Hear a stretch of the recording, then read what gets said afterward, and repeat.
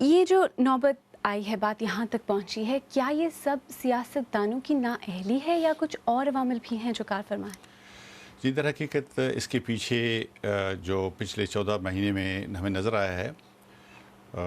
فوجی قیادت اور جو سول قیادت ہے، سیاسی قیادت ہے، اس کے درمیان اختلاف نظر پایا جاتا ہے کئی مسائل پہ،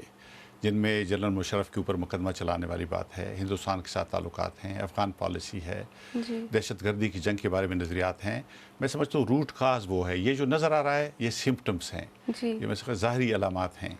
اچھا، وزیر اعظم نے تمام جماعتوں کے رہنماؤں سے آج ملاقات کی، آپ کے خیال میں اب اس وقت کیا کیا جانا چاہیے؟ جی، لیکن سیاسی رہنماؤں کی مطلق اکثریت آئین کے حق میں ہے، جمہوریت کے حق میں ہے۔ یعنی میری پارٹی میں مثلا میں اپوزیشن میں ہوں،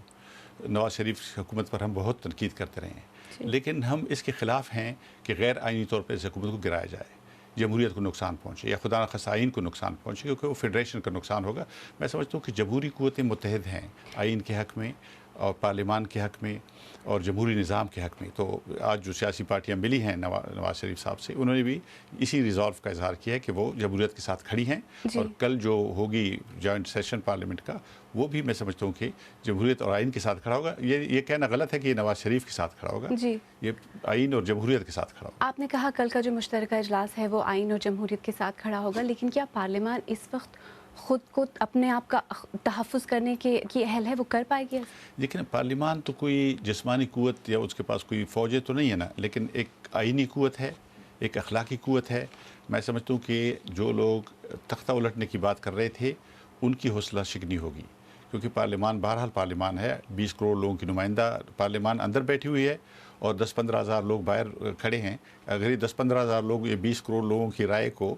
سمیٹنا چاہتے ہیں، لپیٹنا چاہتے ہیں، ظاہر ہے کہ اس کی حوصلہ شکنی ہوگی، اور ایک بار جمہوری قوتیں اس بات کا اعادہ کریں گی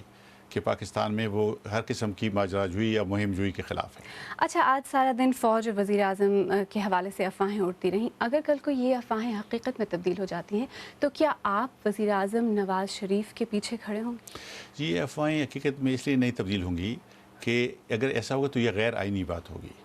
وزیر اعظم کو ہٹانے کے لیے آئین میں جو طریقہ درج ہے، اگر اس کے مطابق وزیر اعظم کو ہٹایا جائے تو ہمیں کوئی اعتراض نہیں ہوگا، لیکن اگر غیر آئینی طریقے سے وزیر اعظم کو ہٹایا گیا ہے تو ہم کیا اور سب لوگ اس کی مخالفت کریں گے، اور میں نہیں سمجھتا کہ ایسے ہوگا، مجھے نظر نہیں آ رہا۔ دیکھیں نا، یہ اگر ہوتا تو اب تک ہو چکا ہوتا،